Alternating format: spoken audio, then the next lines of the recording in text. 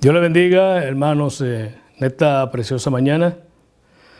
Aquí estamos nuevamente para hablar un poco de la palabra del Señor. Y les saludamos a todos en el nombre del Señor, esperando que estén recibiendo bendición del cielo. Igualmente los hermanos locales, como los hermanos que nos están viendo en las redes sociales y por todo el internet y todas las demás redes que puedan haber. Dios les bendiga.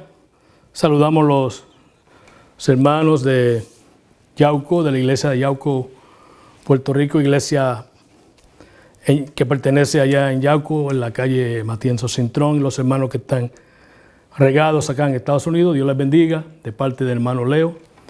Me siento muy feliz en saludarles y a todos los hermanos de la iglesia de Centroamérica, Suramérica y todas partes que nos están escuchando. Dios les bendiga de una manera especial. En esta mañana estamos hablando sobre la segunda parte de los mensajes de Cristo a las iglesias del Asia Menor. Y me toca a mí, ¿verdad?, las últimas 3 iglesias: la iglesia de Sardis, la iglesia de Filadelfia y la iglesia de la Odisea. Este mensaje, ¿verdad?, que Dios da a la iglesia por parte de la revelación a Juan, el apóstol amado. Estas 7 iglesias representan las iglesias de todos los tiempos.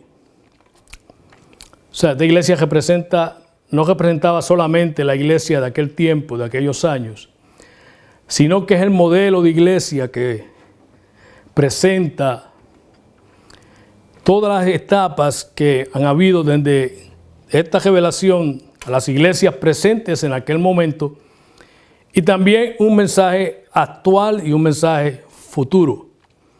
Así que es un mensaje para todo el tiempo. Este mensaje no pasa de moda, no es un mensaje arcaico, no es un mensaje que tiene validez ahora, aquel tiempo, y que ahora no lo tiene, sino que es una exhortación para el tiempo presente, es un modelo de iglesia, de la iglesia presente. Cuando analizamos, ¿verdad?, la situación de cada una de estas iglesias, los elogios, las exhortaciones, las promesas, vemos, ¿verdad?, en ellas reflejada la iglesia. Y yo me admiraba, ¿verdad?, me admiraba cuando estudiaba esto, porque realmente el tiempo que tenemos no es espacio para explicar cada una de estas iglesias. Cada una de estas iglesias se tomaría 2 o 3 horas yendo versículo por versículo, lo que quiere decir su cultura, sus ideas, la parte geográfica, la parte social, la parte económica, financiero de estas ciudades.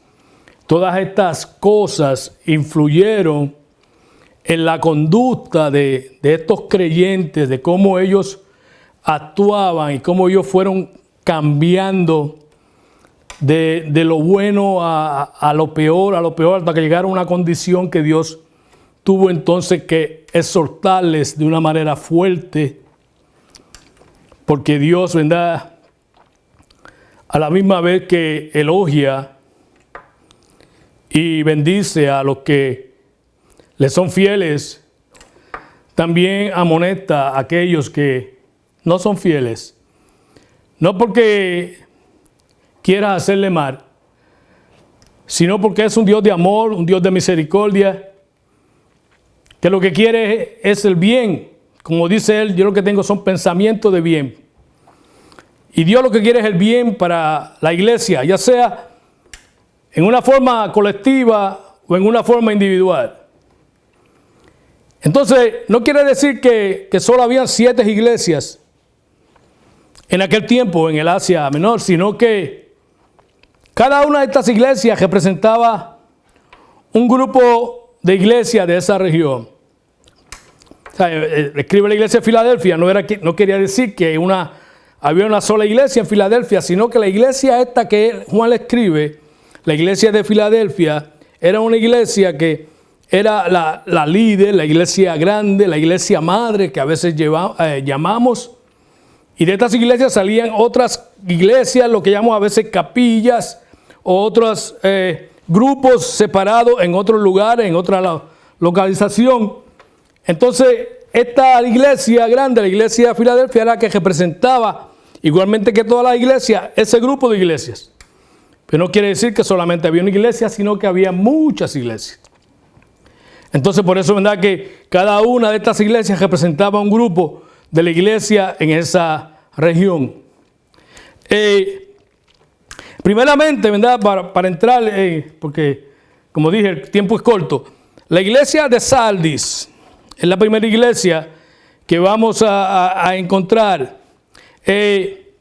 Primero viene, ¿verdad?, describiendo, ¿verdad?, cómo vamos a describir cómo era esta ciudad, ¿verdad?, y cómo era su historia, donde se encontraba la parte geográfica, ¿verdad?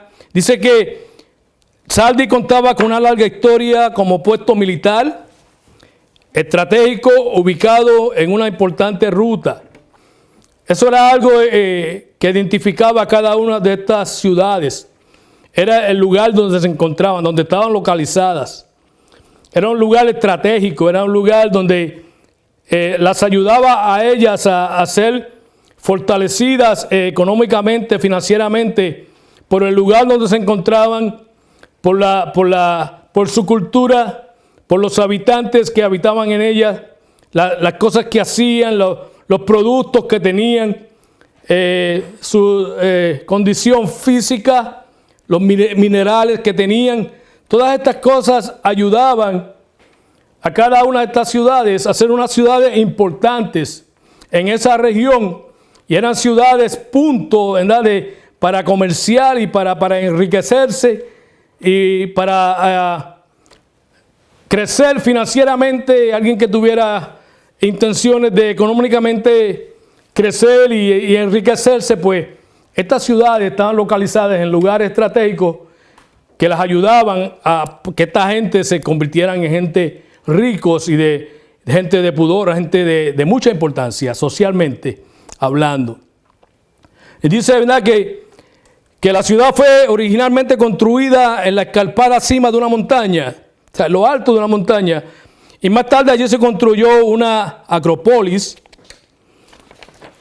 que sirvió de refugio en tiempos de asedio. O sea, cuando era atacada, esta ciudad estaba estratégicamente localizada en la cima de una montaña, y luego habían hecho unos como alcantarillados, unas cosas. El gobierno militar había hecho algo estratégicamente que las defendía y que nadie podía alcanzar la cima, se creían ellos. Pero dice que en cierta ocasión uno de sus enemigos estaban vigilando y dice que vieron uno de los soldados que se le cayó el casco protector y notaron, lo vigilaron, que como aquel soldado bajó por un lugar específicamente y llegó hasta abajo para recuperar su casco, y esa fue la forma que los enemigos pudieron ver cómo podían lograr hasta la cima, y esa fue la ruta que ellos tomaron, la ruta que tomó ese soldado, y así fue que fueron atacadas 2 veces sorpresivamente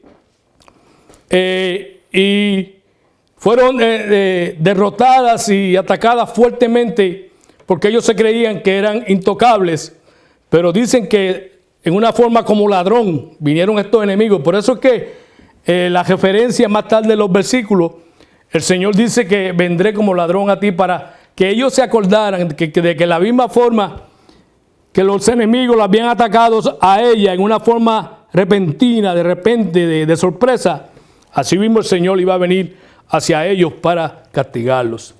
Y terceramente fue destrozada en el año 17 por un gran terremoto.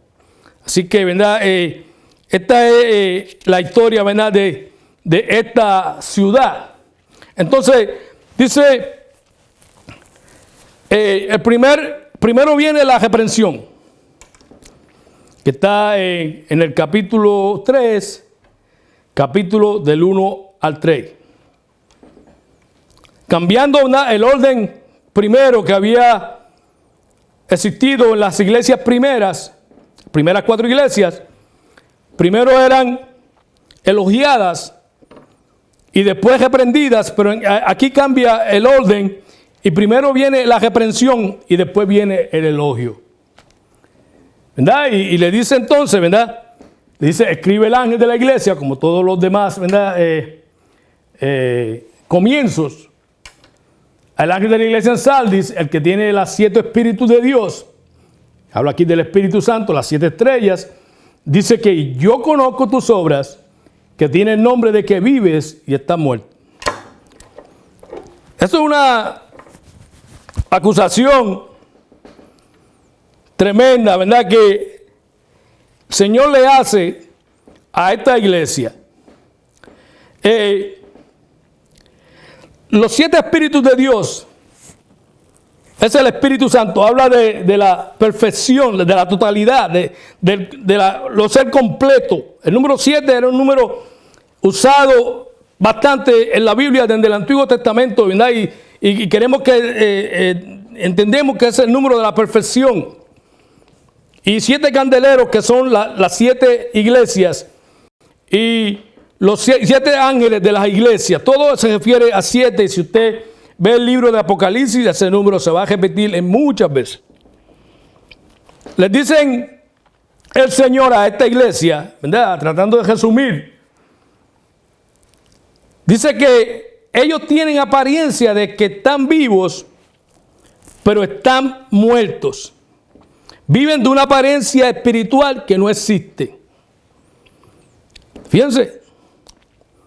El Señor le dice a esta iglesia, ustedes aparentemente, lo que la gente puede ver por encima de ustedes aparentan que están vivos espiritualmente.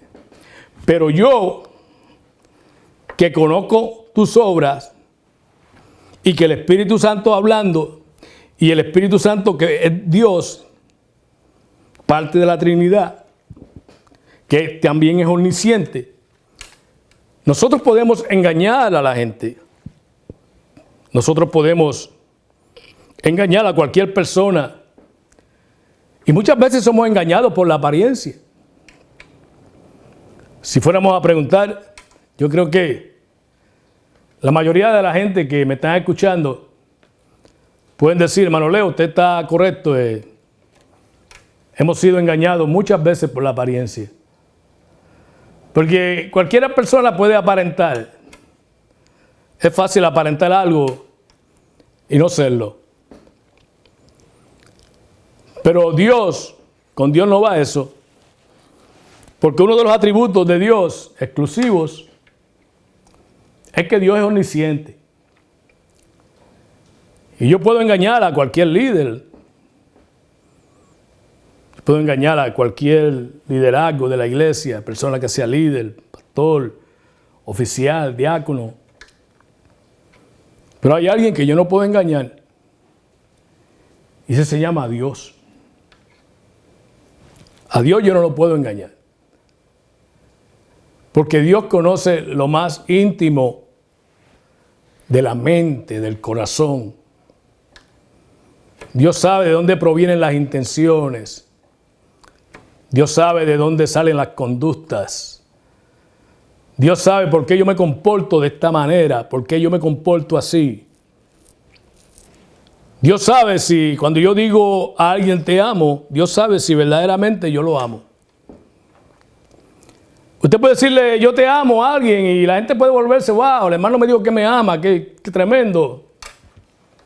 Qué feliz me siento, pero en realidad, ¿te ama de verdad? ¿Estará diciendo ese hermano, esa persona la verdad? ¿Estará diciendo su esposo la verdad, la esposa la verdad?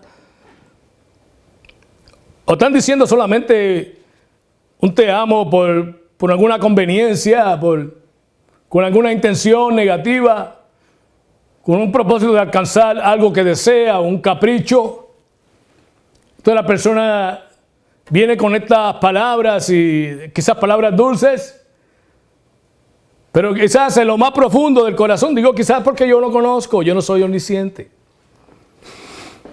Pero Dios es omnisciente.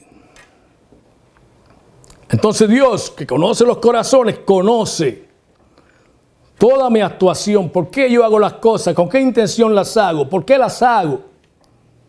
Las hago en una forma sincera, las hago con una intención buena, las hago con un buen propósito, o las hago con intenciones negativas, con caprichos, quizás por envidias, por celos. ¿Cuántas cosas? Y Dios sabía que esta iglesia vivía de apariencias. Y si vemos, ¿verdad? La traemos ahora, a los tiempos de ahora. Y cuando yo estudiaba esto, ¿verdad? Y yo decía, wow, esto se repite.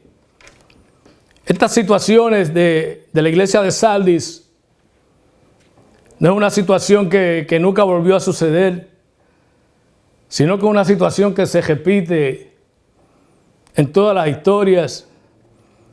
La iglesia de Sardis representa esa iglesia que empieza bien, pero que a pesar de cuando van pasando los años va decayendo. Y muchos saben lo que yo quiero decir.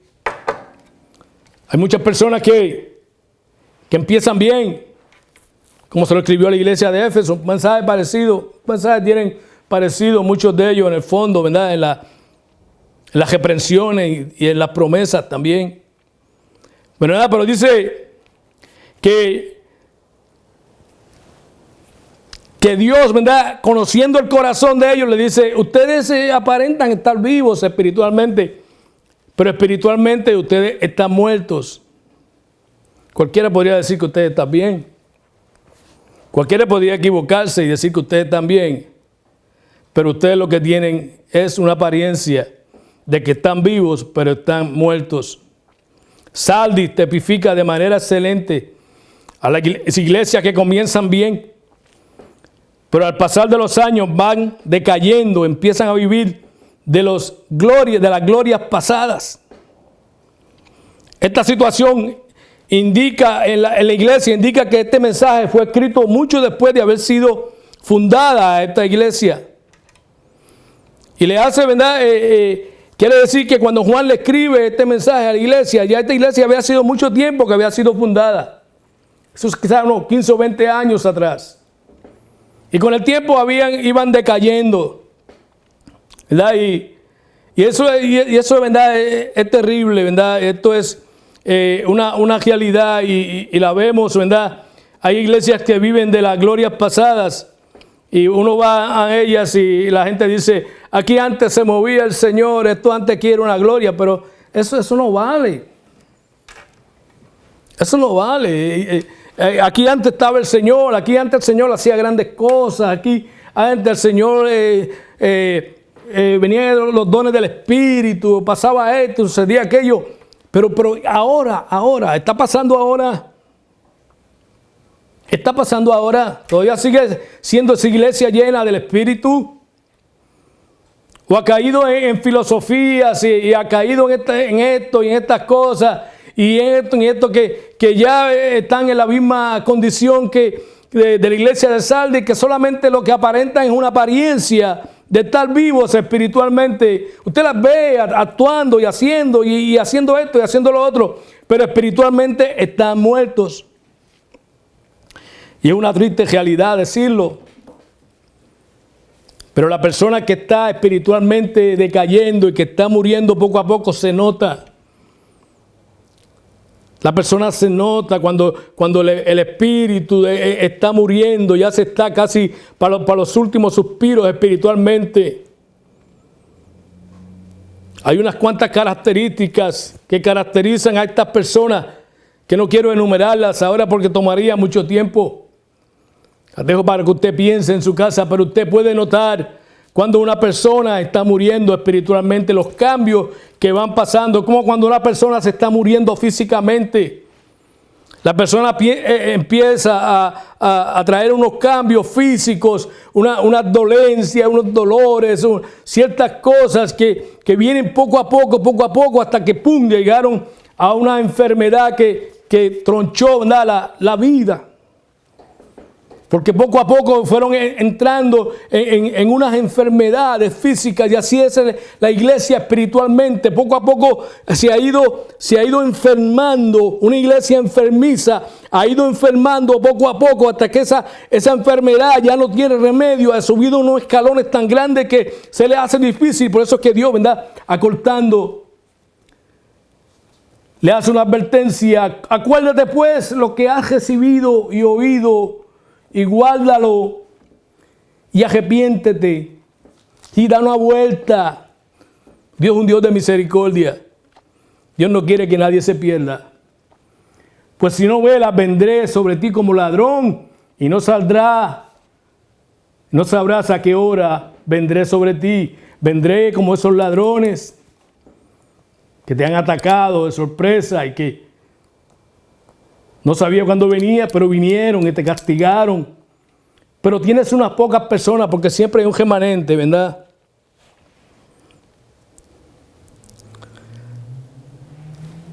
Hay elogios, ¿verdad?, para ciertas personas. Aleluya, gloria a Jesús. Jesús elogia a la iglesia de Sardis, ¿verdad? Y también le dice, ¿verdad?, los comentaristas observan que la recompensa puede aludir. Dice, a pesar de la reprensión, algunos de la iglesia de Sardis permanecieron fieles, como en todos los tiempos. Estos cristianos habían sido cuidadosos en su manera de vivir y mantenían limpias sus vestiduras. Sí, mantenían sus trajes blancos. A pesar de la suciedad que había alrededor de ellos.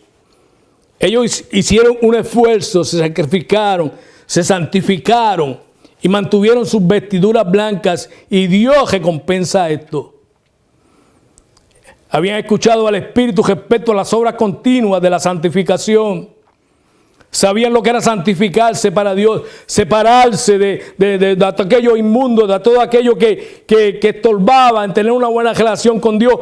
Ellos se habían separado de esto y se habían santificado para Dios. Se habían guardado de manchar sus vestiduras, como lo hizo Daniel, de contaminarse, como lo hicieron hombres de la Biblia, remanentes que se mantuvieron fieles a Dios a pesar de las circunstancias, como aquellos que no doblaron sus rodillas a Baal. Que Elías se creía que estaba solo y Dios le dijo, no, todavía hay 7,000 que no han doblado rodilla a Baal. Todavía hay un pueblo que me ama, todavía hay un pueblo que quiere santificarse, todavía hay un pueblo que ama más a Dios que al mundo. Todavía hay un pueblo que desea santificarse cada día a pesar de lo que pasa a su alrededor.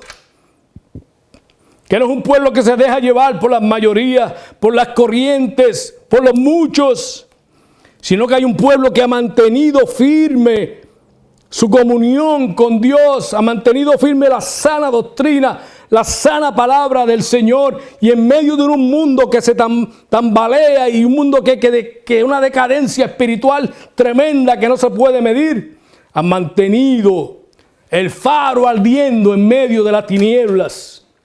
Se han mantenido firmes para el Señor. Y estas personas Dios las recompensa. Aleluya.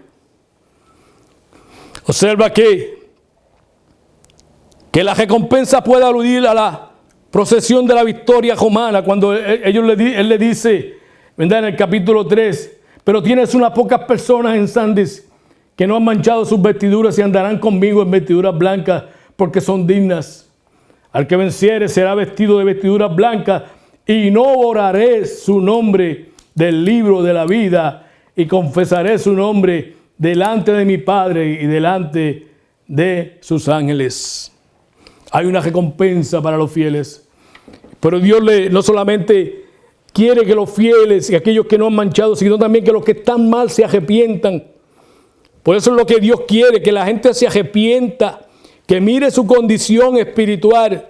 Tú tienes que analizarte. Tú sabes cómo tú estás. Tú sabes que tú has tratado de engañar quizás a muchas personas. Pero tú te conoces, tú sabes que tu vida espiritual está enferma, que poco a poco va llegando a la tumba espiritual. Tú lo sabes, pero Dios te da una oportunidad para que te arrepientas, para que con aquellos también que han guardado y no han manchado sus vestiduras, pues el Señor le tiene una promesa. La recompensa, ¿verdad? Dice que la victoria romana en que los ciudadanos vestidos de blanco se unían al héroe conquistador en un desfile. Aquel que conquistaba, que hacía una conquista, una guerra y triunfaba. Dice que venía en un desfile y se le unían. Dice, señalaba que se unía el pueblo con vestiduras blancas para recibirlo y todos celebraban. Señalan que la túnica blanca puede referirse a las costumbres hebreas de los sacerdotes que visten de blanco. Si en algún momento se encontraba indigno de este llamamiento, se les quitaba la túnica blanca y en su lugar vestían una prenda negra. Dios quiera que ninguno de nosotros tengamos una prenda negra en ese tiempo, sino que todos tengamos vestiduras blancas. La misma promesa a los fieles les da a los que se arrepienten. Dios también es fiel para ellos. También usarán vestiduras blancas que Cristo les proveerá. Aunque hubiera estado muertos, permanecerán inscritos en el libro de la vida para siempre. ¿Por qué Juan le dice esto? ¿Por qué el ángel le dice esto? ¿Por qué le dice esto el Señor a la iglesia? En aquel tiempo, tú estabas inscritos en los libros de la ciudad donde eras tú natal. Todo el tiempo estabas inscrito mientras estabas vivo, desde que nacías, mientras estabas en vida. Pero cuando morías, tu nombre era quitado y tu nombre era borrado y ya no existía más porque ya te moriste. Pero el Señor le dice, no, eso no pasa conmigo. Aunque mueras, aleluya. Aunque mueras, aunque pierdas la vida en la persecución, aunque mueras, tu nombre seguirá escrito en el libro de la vida. Aleluya. ¿Cuánto dan gloria a Dios por eso? Tu nombre permanecerá en el libro de la vida. Y aunque mueras, y aunque te quiten de los libros de aquí de la tierra, tu nombre no será borrado del libro de la vida, sino que dice el Señor que yo mismo confesaré tu nombre delante de mi Padre en el reino de los cielos. No le da gloria a Dios usted por eso. Que no importa que usted esté hecho polvo, que esté hecho huesos cuando suene la trompeta y la iglesia se levante y los muertos en Cristo resuciten primero. No importa, su nombre permanecerá en el libro de la vida para siempre, porque lo escribió Dios. Y Él es el único que tiene potestad de escribir y de borrar. Y Él dice que su nombre jamás será borrado del libro de la vida. Podíamos seguir, pero está el mensaje de la iglesia de Filadelfia. Gloria al Señor, la iglesia de Filadelfia.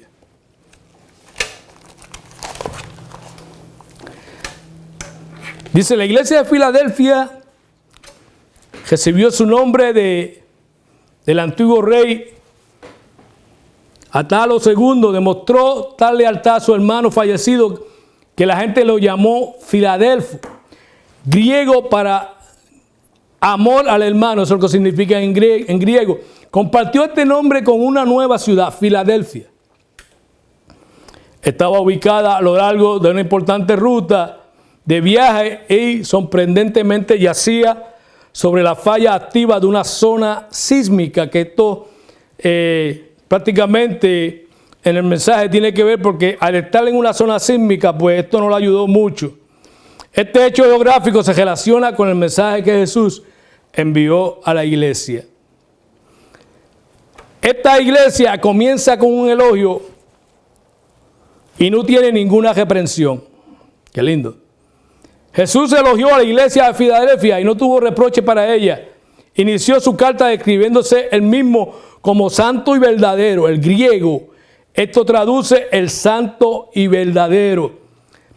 Filadelfo en griego significa el amigo del hermano. Filadelfia, afecto fraternal. Esta ciudad fue destruida por un gran terremoto en el año 17 de la era de Cristo. Dice,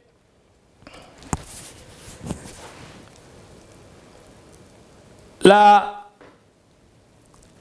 unas promesas, a pesar de esta iglesia, vamos a leer, dice,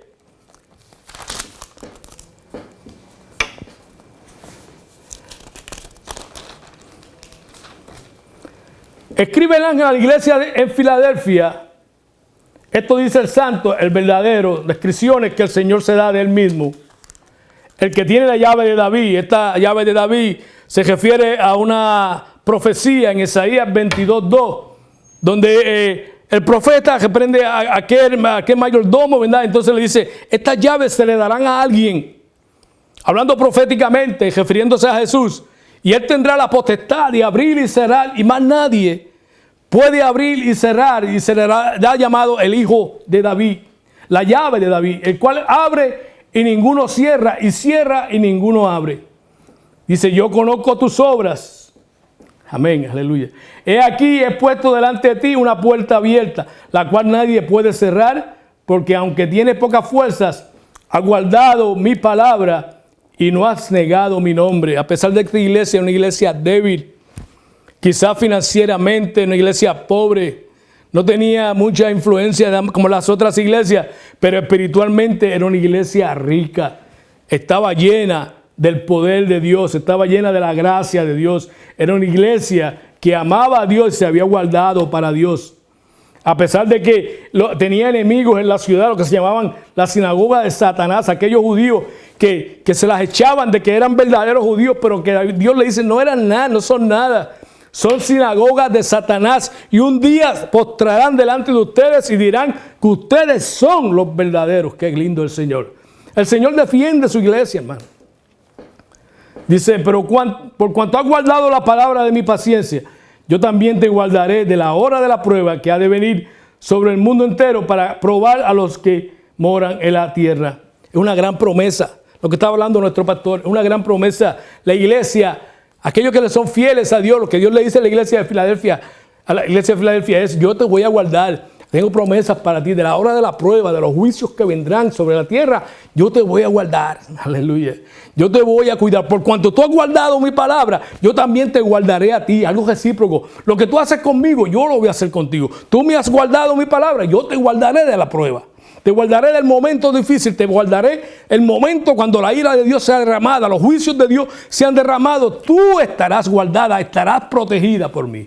Qué lindo es el Señor. Promesa fiel, aleluya. Dice, he aquí yo vengo pronto, retén lo que tienes para que ninguno tome tu corona. Mantén la fidelidad hasta el fin. Vamos a hacer como esta iglesia. Quizás no tengamos muchas riquezas, pero tenemos a Dios. Y tenemos que perseverar hasta el fin. No es salvo, siempre salvo. Que un día conocí al Señor y me puedo apartar y sigue siendo salvo. Mentira. La Biblia dice, ser fiel hasta la muerte y yo te daré la corona de la vida. Ser fiel hasta la muerte. No es ser fiel 5 años, 10 años, ni 15. Ser fiel hasta la muerte y yo entonces te daré la corona de la vida. Viene la iglesia de la Odisea. Pues se me ha acabado el tiempo. La iglesia de la Odisea. Aleluya. Escribe el ángel a la iglesia de la Odisea. Aquí el amén. El testigo fiel. La ubicación, ¿verdad? De esta, la ubicaba también en un lugar estratégico. Se presenta, ¿verdad?, el Señor. No hay elogios. Cristo se presenta como el amén. Significa que Cristo aquí es quien la revelación de Dios haya su perfecta respuesta y su cumplimiento. Amén significa firme, fiel, veraz. Dios firme, Dios veraz. Cristo es el amén de Dios. Cristo se presenta como el testigo fiel y veraz. Alguien que sabe lo que dice y dice lo que sabe. En tercer lugar, el Señor se presenta como el principio de la creación de Dios. Significa que Cristo es aquel por medio Dios creó todas las cosas y no el primero que Dios creó, porque Dios siempre ha existido, como dicen algunas religiones falsas. También significa que Cristo es el jefe soberano, el ocante de toda la creación. Bien, entonces viene, ¿verdad?, no tiene elogios, pero sí tiene una reprensión. Dice, yo conozco tus obras, que ni eres frío ni caliente. Ojalá fuese frío y caliente. Aquí esta ciudad tenía un sistema de aguas frescas, de aguas frías y de aguas calientes, que venían de otro lugar porque carecía de agua. Esta iglesia, esta ciudad, era una ciudad que tenía buenas telas, buenos materiales, era una ciudad rica, tenía una escuela de medicina, donde era la mejor escuela para aquel tiempo, la universidad, especialmente especialistas en la vista, en los ojos, oculistas, era la mejor escuela. Y entonces Dios le dice a ellos, ustedes se las echan de que tienen todas esas cosas, de que tienen las mejores vestiduras, de que tienen las mejores escuelas, las mejores medicinas, pero ustedes están pobres, empobrecidos, ustedes no tienen nada, ustedes se están muriendo en la miseria espiritual. ¿Y por qué le dice esto? Porque dice, ustedes están tibios. ¿Por qué tibios? Porque el agua fresca que venía y el agua caliente a veces se mezclaban. Entonces, al mezclarse las frías con las calientes, se convertían en aguas tibias. La fría servía para algo y también la caliente servía para algo, pero tibias no servía para nada. Eran rechazadas, y cuando alguien las probaba en su paladar, tenían que ser vomitadas porque nadie podía resistir en su paladar, y eran vomitadas. Y Dios le dice, yo estoy a punto de vomitarlos a ustedes, dándole a entender que todavía tenían tiempo de arrepentirse. Por eso ni frío ni caliente, porque lo más malo es brigar con un creyente que dice que está tibio. Es mejor que esté frío o que esté caliente, porque el tibio no acepta reprensión. El tibio está bien. Por más que tú lo aconsejas, yo estoy bien. Le dices algo de la Biblia, eso no es así. Yo interpreto así. Yo creo que están equivocados. Yo creo que esto es así, y yo estoy bien. Y eso es lo malo del tibio. Y por esa conducta, Dios lo quiere vomitar, pero Dios le da una oportunidad. Está a punto de vomitarlo. Debo decir que a veces le dan náusea a uno y todavía no vomita, pero está a punto. Y así Dios le decía a aquella iglesia, yo quiero que ustedes vengan y compren de mí oro, porque esa riqueza que ustedes tienen a mí no me interesa ninguna. Hay personas que tienen unas cosas materiales y se apoyan en esas y dejan de confiar en Dios. Pero Dios te dice, compra de mí riquezas espirituales. Compra de mí colirio para que te quite esa ceguera, que era el material que ellos usaban para la vista medicinal en aquel tiempo. Yo tengo el verdadero colirio. Yo tengo ese colirio que quita la ceguera espiritual y te pone a ver las cosas como son, como Dios las quiere. Dios les bendiga y Dios quiera, ¿verdad?, que esto haya sido de bendición para cada una de nuestras vidas. Y perdonen, pues, el tiempo es corto. Padre Santo, que esta palabra haya llegado al corazón de las vidas. Y si alguno, Señor, quiere arrepentirse en esta mañana, te pido, Dios, que tú le perdones. Que tú nuevamente le des estas promesas de vida, de salud, bienestar espiritual, y que nuevamente se ponga en las pilas, se ponga en las filas, caminando hacia el cielo como tú quieres que nosotros, Señor, lleguemos, y que tú que estás tocando a la puerta afuera, la iglesia pueda abrir las puertas de su corazón y decirte, Dios, entra de nuevo a nuestros corazones y habita con nosotros y haz nuestra vida feliz como antes eras. Te lo pido en el nombre de Jesús. Amén.